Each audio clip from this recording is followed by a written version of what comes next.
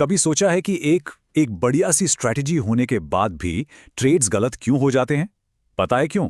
क्योंकि अक्सर असली लड़ाई ना वो मार्केट से नहीं होती, वो होती है हमारे अपने दिमाग के अंदर। तो आज हम इसी अंदर के बाजार को जीतने की कला सीखने वाले हैं। देखिए, मार्केट की हर एक चाल, हर एक कैंडल हमारे अंदर ना कुछ इमोशंस को जगा देती है।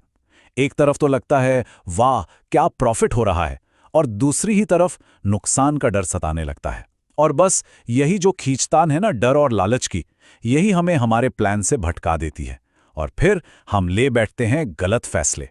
तो चलिए इस अंदरूनी लड़ाई को ना जरा और करीब से समझते हैं। सोचिए, एक तरफ है हमारा लॉजिकल दिमाग जिसने पूरी रिसर्च करके एक बढ़िया स्ट्रैटेजी बनाई है, और दूसरी तरफ है हमारे इमोशंस जो मार्केट के हर उतार चढ़ाव पर रिएक्ट करते हैं। बस यही तो है एक ट्रेडर का असली संघर्ष। तो ये इमोशनल ट्रेडिंग है क्या भला? इसका ना बिल्कुल सीधा सा मतलब है अपने प्लान को साइड में रखकर सिर्फ फीलिंग्स के आधार पर सौदे करना। जैसे मान लीजिए आपने तय किया था कि एक शेयर को 100 रुपए पर बेच देंगे, लेकिन जैसे ही वो 100 पर पहुंचा मन में लालच आया, अरे थोड़ा और रुकते हैं, 110 जाएगा, और बस उसी चक्कर में भाव वापस 90 पर आ गया। हो गया ना नुकसान। यही है इमोशनल ट्रेडिंग। जो कामयाब ट्रेडर्स होते हैं ना, वो हमेशा अपनी स्ट्रैटेजी को अपनी फीलिंग से ऊपर रखते हैं। तो ठीक है, ये तो समझ आ गया कि इमोशंस होते हैं, पर सवाल यह है कि ये हमारे ट्रेड्स को असल में बर्बाद करते कैसे हैं। चलिए अब कुछ ऐसी आम गलतियों को देखते हैं जो यकीन मानिए लगभग हर ट्रेडर अपनी शुरुआत में करता ही करता है। इन्हें समझना जरूरी है ताकि हम इनसे बच सकें। अब जरा ईमानदारी से सोच कर बताइए, क्या कभी ऐसा हुआ है कि कोई ट्रेड नुकसान में जा रहा है और उसे बस इस उम्मीद में पकड़े रखा है कि नहीं नहीं ये जरूर वापस ऊपर आएगा? अरे हम सबने ये किया है। ये जो उम्मीद है ना, ये असल में एक इमोशनल जाल है। और इस इमोशनल खेल के दो सबसे बड़े खिलाड़ी हैं डर और लालच। ये ना एक दो धारी तलवार की तरह काम करते हैं। देखिए, डर क्या करता है? वो हमें छोटे से प्रॉफिट में ही ट्रेड से बाहर निकलवा देता है, भले ही उसमें और ऊपर जाने का दम हो। और लालच लालच ठीक इसका उल्टा करता है। वो हमें नुकसान वाले ट्रेड में भी बनाए रखता है, इसी झूठी उम्मीद में कि बस अब मार्केट पलटेगा। दोनों ही सूरतों में जीत किसकी हुई? इमोशंस की। और हारा कौन? हमारा ट्रेडिंग प्लान। और हाँ, कहानी यहीं खत्म नहीं होती। और भी बहुत सी गलतियां हैं, जैसे कि एक नुकसान के बाद गुस्से में आकर मार्केट से बदला लेने की कोशिश करना, जिसे कहते हैं रिवेंज ट्रेडिंग, या फिर जो पैसा गया है उसे जल्दी से वापस कमाने के चक्कर में अगली ट्रेड में डबल पैसा लगा देना। ये सब क्या है? ये सब इमोशनल फैसले हैं, लॉजिकल नहीं। तो अब सबसे बड़ा सवाल, इस इमोशनल चक्रव्यूह से बाहर कैसे निकला जाए? क्या इसका कोई तरीका है? जी हाँ, बिल्कुल है। और अच्छी खबर यह है कि यह मुश्किल नहीं है।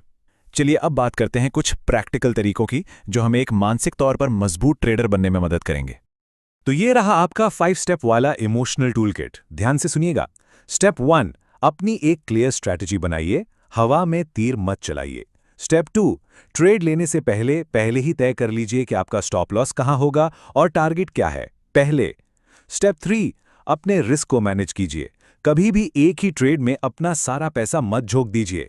स्टेप 4, एक ट्रेडिंग जर्नल बनाइए, अपने हर ट्रेड को लिखिए ताकि आपको पता चले कि आप कहां गलती कर रहे हैं। और हां, सबसे जरूरी स्टेप 5, ये जानिए कि कब रुकना है, मार्केट से ब्रेक लेना भी जरूरी है। याद रखिए, हर दिन ट्रेडिंग करने का दिन नहीं होता।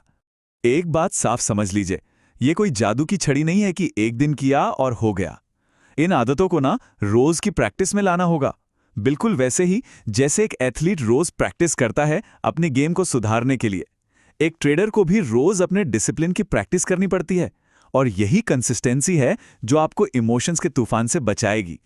चलिए अब हम उससे एक माइंडसेट की बात करते हैं जो एक एवरेज ट्रेडर और एक कामयाब ट्रेडर के बीच का सबसे बड़ा फर्क है। सच कहूं तो ये शायद इस पूरी बातचीत का सबसे जरूरी हिस्सा है। इस एक लाइन को ना अपने दिमाग में अच्छी तरह से बैठा लीजिए। एक अकेले ट्रेड के रिजल्ट के बजाय अपने प्रोसेस पर ध्यान दो। क्या मतलब है इसका? इसका मतलब यह है कि किसी एक ट्रेड में प्रॉफिट हुआ या लॉस, उससे अपनी पूरी ट्रेडिंग को जज मत करो। एक सच को ना हमें अपनाना ही पड़ेगा कि दुनिया का बड़े से बड़ा ट्रेडर भी 100% सही नहीं हो सकता। लॉस यानी कि नुकसान ट्रेडिंग का एक हिस्सा है। ये कोई गलती नहीं है, ये प्रोसेस का पार्ट है। और जिस दिन हम नुकसान से डरना बंद करके उसे गेम का एक हिस्सा मान लेते हैं ना, यकीन मानिए उसी दिन इमोशंस पर आधा कंट्रोल तो वैसे ही आ जाता है। सोचिए जब आप बार बार अपने प्रोसेस को फॉलो करते हैं, चाहे नतीजा कुछ भी हो, तो धीरे धीरे क्या होता है, आपका भरोसा ना रिजल्ट से हटकर अपने सिस्टम पर बनने लगता है, और फिर डर और लालच की आवाज़ अपने आप धीमी पड़ जाती है और आपकी स्ट्रैटेजी की आवाज़ मजबूत होती जाती है। तो अगली बार जब भी कोई बाय या सेल बटन दबाने का मन करे ना, तो बस 1 सेकंड के लिए रुकिएगा और खुद से एक सवाल पूछिएगा, ये जो मैं कर रहा हूं, ये मेरे प्लान का हिस्सा है या सिर्फ किसी इमोशन का रिएक्शन? याद रखिए, मार्केट तो कल भी यहीं रहेगा, लेकिन हो सकता है आपका कैपिटल ना रहे। फैसला हमेशा आपका ही होगा।